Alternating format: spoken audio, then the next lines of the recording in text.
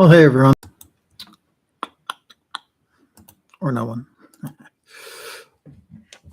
Gonna see if anybody shows up. Hopefully you can hear me. Hopefully you can hear me.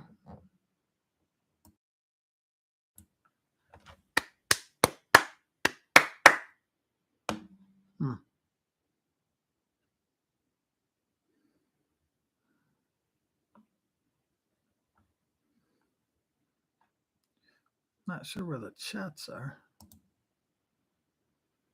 How do I do this? Webcam. Okay. I don't know if my, let's see, here your channel, switch account, sign out.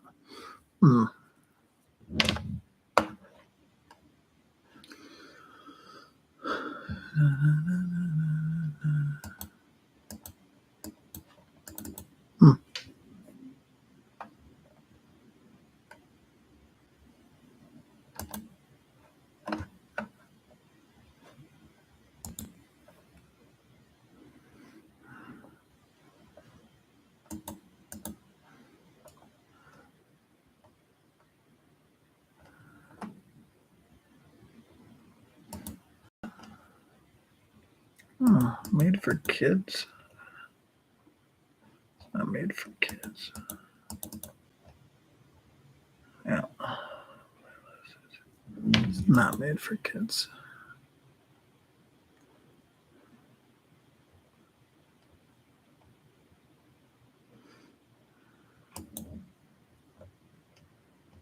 Oh. Okay. Now I see.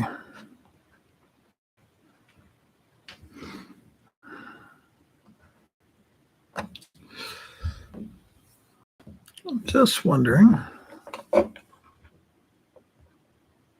if, let's see what happens here.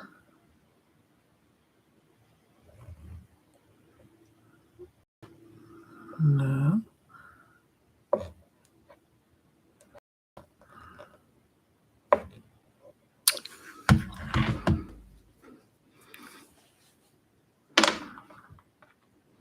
Just waiting to see if anybody shows up here.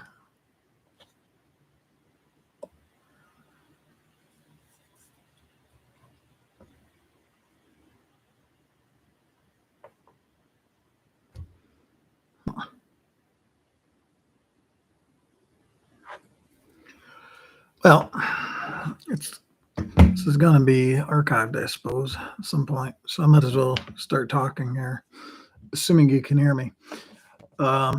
So yeah, it's been quite some time since we published anything on Pico Pros. Portable projection is what it is at this point. Nothing that I can see as being exciting at this time.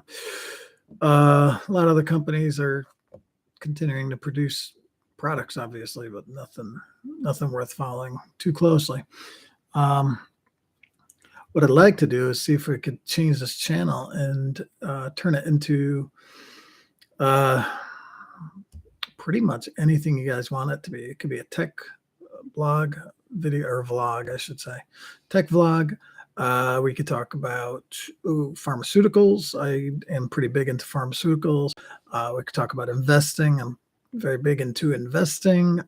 Not trading per se, but company valuations, the technology behind those companies, trends in the macroeconomy, related to interest rates or growth in the economy, GDP, that kind of stuff.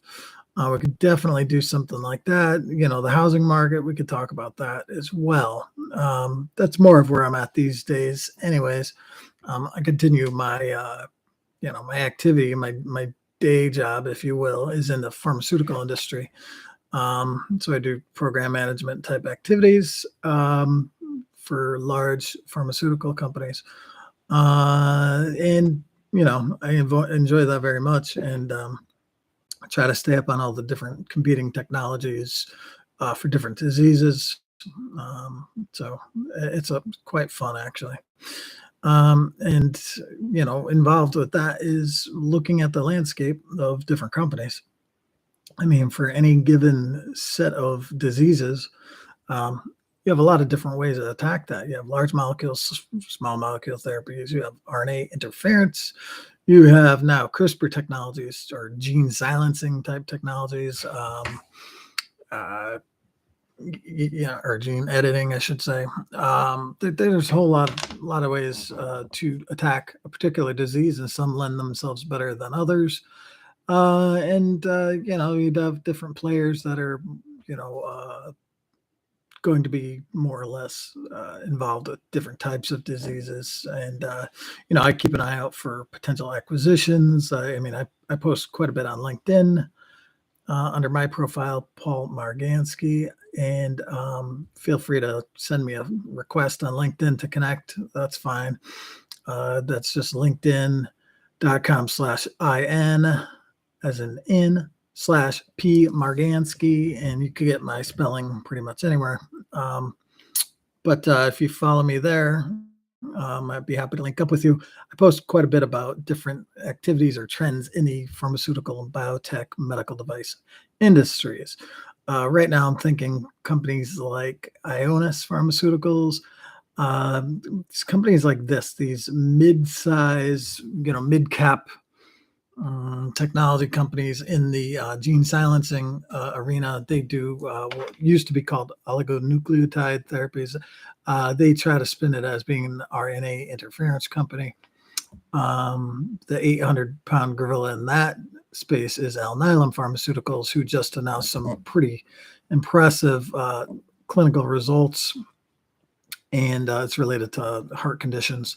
But anyways, they went up, over 40% in one day, and they're a very large company. Alnylam are going to be. I think their market cap is either approaching or past $20 billion. So it's pretty big.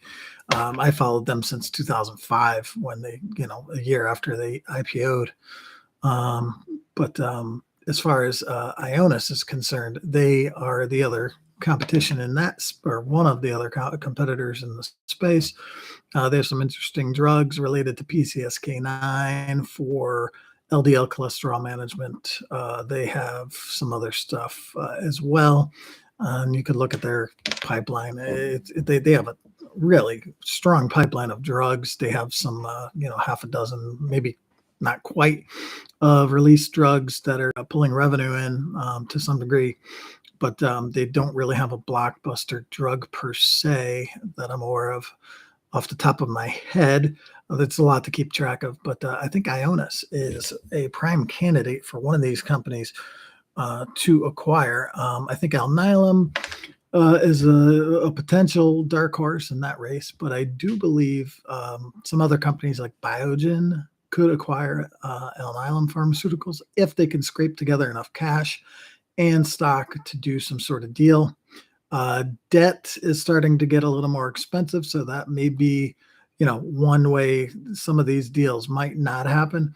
But by that other side of that coin is that a lot of these biotechs have been hit hard, especially in the CRISPR space, but a lot of biotechs in general have been hit really hard over the last year. And they're ripe for the picking at this point. So consolidation is going to happen, and it's already started. Recently we saw Amazon acquire One Medical. I think that's the name of it. They do sort of a, genetic testing or screening technology, and it fits right in with their telehealth therapy, where in their acquisition of PillPack, was that a year ago or more. So you can go to Amazon, or will be able to go to Amazon for sort of one-stop shopping. You get at least through One Medical, if that's the name, 4 virtual visits or 5 virtual visits, and then you get to see your primary care physician as well. So they're going to implement some sort of plan like that, if they hold things as One Medical has been doing it. And then your prescriptions also through Amazon, through their PillPack acquisition. So through Amazon, you're going to be able to get your medications, your virtual telehealth screenings, If they move even beyond that, some sort of genetic testing can be done as well. And we talked about that with the acquisition of, One Medical. Another one to look out for is Editas. Um, yeah, I think it's Editas. Or yeah, Editas Medical. They do the genetic screening as well. There's a few other companies doing that, so we have to keep an eye out for that. That might be something that Amazon looks into to bolster that business. Although the SEC might have something to say about that if they acquire One Medical and somebody like Editas. So somebody else, meaning Google or somebody, could come in and swipe in to get Editas to keep Amazon sort of hold them to the the floor to the feet to some degree, feet to the floor, excuse me. So the competition's heating up. It's getting very interesting. So not only does Amazon, a one-stop shop for books years ago, and then everything else pretty much on the consumer side. Now they acquired iRobot, and they're getting more and more into your house through their Ring acquisition and iRobot and these kinds of things, security cameras. Now they're going more on the medical diagnostics side, PillPack and One Medical and all these things. So they see an opportunity with the high cost of healthcare. They will be able to bring a lot of change, Amazon will, through these types of acquisitions. So don't think that's not a big deal, because it's a really big deal. And I can certainly see Google, or Alphabet, I should say, doing something similar. Um, Alphabet has some technology related to genetic screening, and also modeling of different drugs, using software. They can actually figure out, I forget what the system's called, but they can actually figure out what types of molecules should do well, or attach to different, say it's a cancer or something. They do have some very advanced technologies related to that for screening purposes, and seeing, instead of doing a 10,000 experiments, they could do it with software and then narrow it down. And then there obviously would have to be animal trials, human trials, just like there is with any drug. I mean, they have to follow the process at some point, but a lot of the upstream stuff can be done using software. So Google's heating up on that. Amazon's making a lot of moves acquisition wise. Google's going to have to play catch up, I think. So I would not be surprised if Google started making more acquisitions in this space. Some of the gene editing technology is ripe for acquisition. One, because they're just getting hammered this past year, but then also Google has God knows how much money on the books. I could look that up, or attempt to. Let's see, Google cash on hand. Let's see what they have. I don't have anything, or Alphabet maybe. Alphabet cash on hand. 140 billion in 21. So I don't know where that stands today, but safe to say they have, in the hundreds of billions. So more than enough to make some acquisitions in the healthcare space. And so I could definitely see them acquiring Editas or somebody like this. So don't think that's not going to happen, or something similar. And so we're going to start to see these tech companies move into the biospace, because healthcare is just too darn expensive.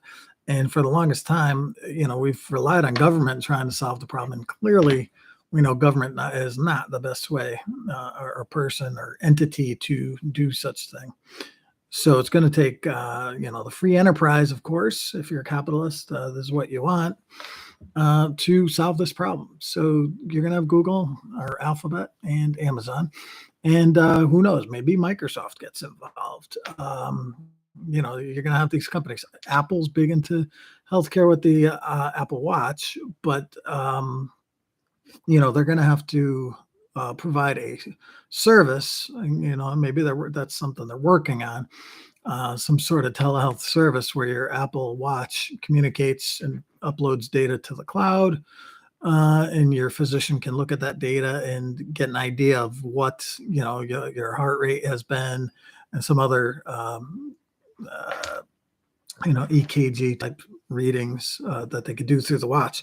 But beyond that, I mean, they definitely need a service where you can do telehealth, much like the others are doing, and be able to, speak to somebody. And then on top of that, you go to think about the company Hims. I guess it's Hims and Hers. They're both, for best known for ED, of course, but they do hair loss. They do all kinds of things. They offer supplements for a range of things. So I could definitely see somebody like that getting acquired. I don't know how much they're worth right now as far as a company. As far as I know, they're private. So let's just see market valuation of, we'll just say Hims. Hims and Hers. Oh, it is a public company. My bad. Let's see here. Geez, I didn't realize that. That's interesting.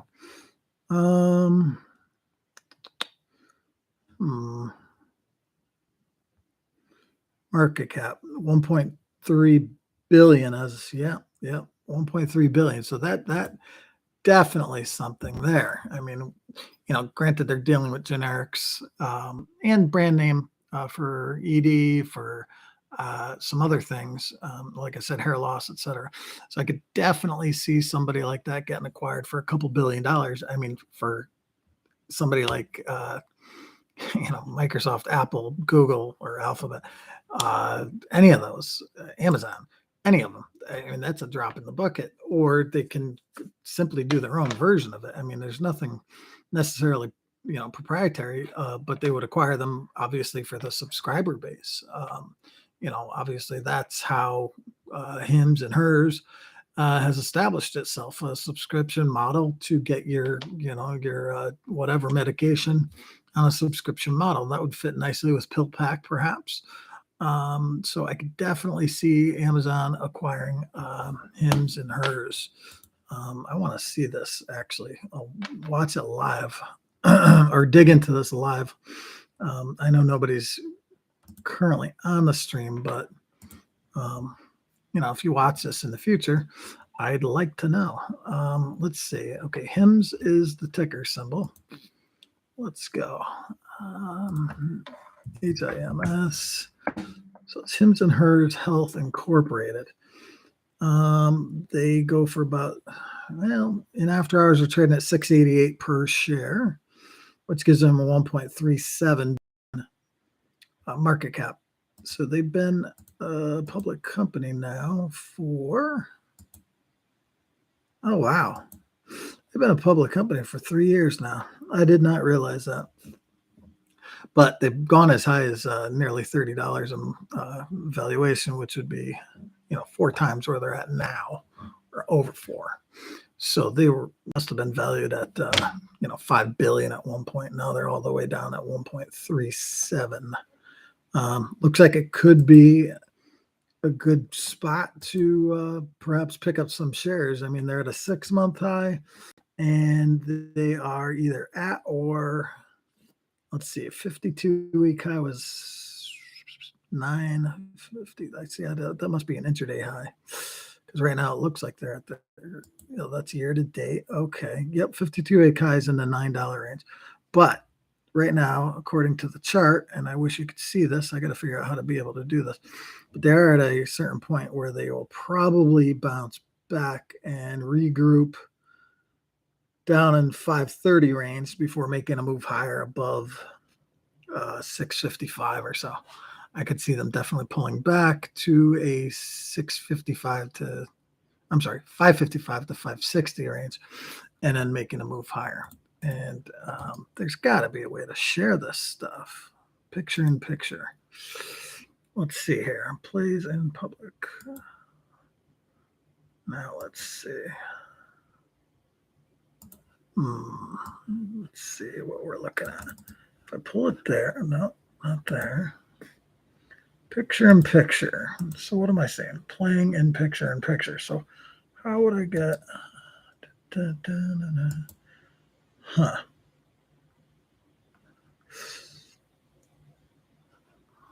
Now, if I pulled this, no, that doesn't work. Well, we got to figure out how to do that. But we got picture in picture.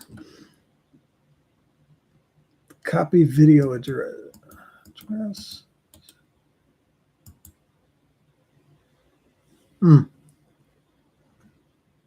Show all controls. Let's see here. Okay. That's all about exit picture in picture. Okay, I don't know how that works. So we'll have to figure that out. But anyways,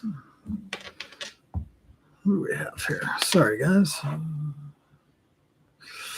right, so let's see here. I'm backwards, which is fine. I don't know. We're back here. All right, so I was looking at hims and hers. I'm trying to that. Okay, I'm looking at hims and hers. I want to show you guys. There's got to be a way to share with you picture in picture. Okay, I can see picture in picture, but how do I share?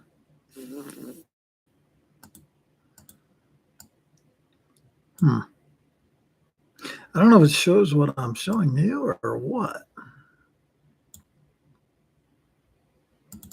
Well, we'll try this. I don't know. If somebody's there, type something. So let's see what kind of news they've had. Hims and Hers second quarter financials. Oh, that was today. Oh, beautiful.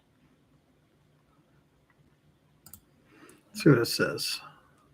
Raises full year outlook.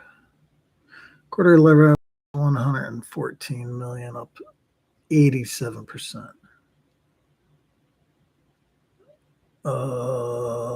Full year forecast raised to 470 to 485. EBITDA is negative 27 to negative 20 million. Subscriptions are up 80% year over year. So, I mean, this thing's growing like crazy, as it should be. Revenues, okay. Net loss, 20 million. So they still have a gross margin, 77%. I mean, it's insanity. That's a hell of a margin for a generic provider, or somewhat generic. Some of them are generic, some of them are on label. But yeah, I mean, this is pretty crazy. So, all right, getting back to what we were saying, back to tab. Okay. So that little exercise. So look for consolidation again in the biotech industry. You have the big players that are going to gobble up these small players. I would definitely predict hers and hims to get acquired soon. I mean, interest rates, yeah, they're high, but if they're not issuing debt, it does not matter. So big companies are going to take advantage of this because the small companies aren't going to be able to borrow debt as cheaply in order to fund their operations while they're not profitable. So you're going to, see some companies either go bankrupt or close to it, get, acquired, or just get acquired because they, it's an offer they can't refuse. I would definitely, okay, there we go. We froze for a second. I'm not sure why, but anyways, let me know your thoughts. If you see this afterwards, I'm going to stop it here because, currently nobody's on camera. I don't think anybody was on camera. Obviously, I didn't advertise this. And I'm frozen again. I'm not sure why. Hello?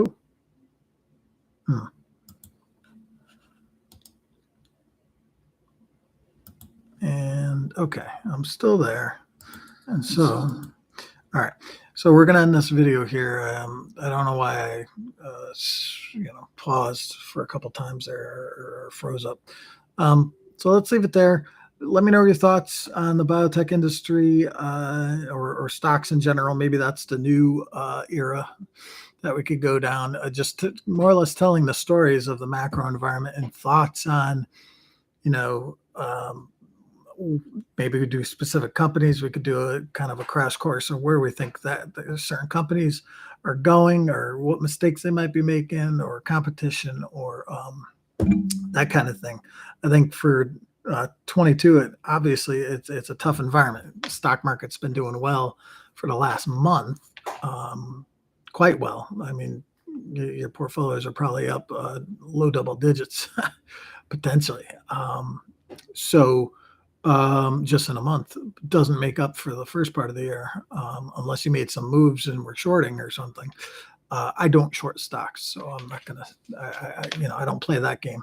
I do some dividend stuff through some high dividend entities that we could go into sometime. Currently yielding, close to 10% on one that's pretty stable. They've been paying the dividend for over 10 years now. So I got some money socked away in there. And I'm looking to, kind of build up cash. I'm going to add cash to my trade, what I'll call trading account, but it's really, I don't trade, as I said earlier, but add some cash to that as we go forward. In addition to what I have, as far as your 401ks and Roths and these kinds of things, don't panic. Don't make any big moves. You never want to make big moves. If you lost in the first half of this year because of everything going on, just keep buying in for the long term. That's all I can say. If you have an IRA where you're spreading your investment throughout the year, last month was obviously a good time to, start buying some stuff. But there's nothing saying that this can't, you always get that the weak market in October. It's amazing how that happens. So just, keep an eye out for that. We start getting weakness and we kind of test those, the recent lows or, we got to look at a chart. But if we start testing those recent lows, maybe dip your foot, dip your toe in the water, buy some with your IRA at that point. Or if you like index funds in your regular trading account, but that's a good buy point. If it breaks below that, just continue to buy low, dollar cost average down. But something like your 401k or money that's already in the market for retirement, I wouldn't make any big moves. I mean, there's too many ways this market can move to really take a stand. The interest rates, they moved a 1.5. The Fed's rate moved a 1.5 just in the last two times they met. So they could pause the next time they meet in September. I think it's end of September they meet. They could pause. More than likely, I think people are looking for half a point higher. But it all depends on how things happen over the next month and a half. So the most recent jobs report was, quite a bit better than they had anticipated, which is, going to make it more likely that they, get that funds rate up that half a point. But, the early September, we might get some data that says otherwise. So we're going to have to play it by ear. But hope everyone's doing well. Gas prices have come down, so that's good. Hopefully that's helping some of y'all out. I don't pay too much attention to the price of gas. It's something that, I don't drive a lot, so I'm not as worried, but even so, it's not a big part of my budget. But if that's hurting you, try to find ways to minimize what your, carpool if you have to. I mean, whatever it takes, right? And on top of that, price of food is through the roof, as we all know. That's another topic we could look into as far as an investing strategy around commodities. Again, I don't really do commodities, but I will pay attention to commodities if it's going to affect a name I'm looking at, whether it's an input cost for, things like ethanol, corn prices, or uh, things like that. I don't, input costs. Say the price of gold moves a lot. You got companies like Freeport McMoran that, obviously they produce gold and copper mainly, and so those prices are going to affect their stocks if they move in a significant manner. So things like that. I look at it more as a input cost or an output cost of different industries, not necessarily as something I'm going to trade on the price of coffee or something. But if there's a major move in coffee, it could affect Starbucks or one of these kind of, one of those types of companies. But all that said, everybody hang in there. It's been a kind of a wacky year to say the least. I hope everyone's healthy. COVID, I had my own opinions about that over the last couple of years. I'm not going to go into that here, but if you still have concerns about it, just look at what's going around you and just kind of keep a level head about it. Don't unnecessarily get too worried about it unless it's really a threat in your area. Things have, at least around here in Connecticut, things have really nobody's talking about it per se. I mean, people talk about the monkeypox, but that's just a whole different ball of wax. And I think that's a lot of, media hype, fear mongering type of stuff once again. So, anyways, I hope you all do well. If you want to get in contact with me, the best ways to get in contact with me are through LinkedIn. And again, that's linkedin.com/in/P Margansky. That you can email me at paul.margansky@gmail.com. Twitter, they blocked me a while ago. I don't know why. And we're talking over a year ago, 2 years ago, whatever it's been. So I can't currently chat on Twitter with y'all. Instagram, I am on Instagram, so you can look me up there. But other than that, I hope everyone has a great day, and I'm going to sign off as I promised 5 minutes ago. So have a great evening, everyone. And let me know if you have ideas. Take care.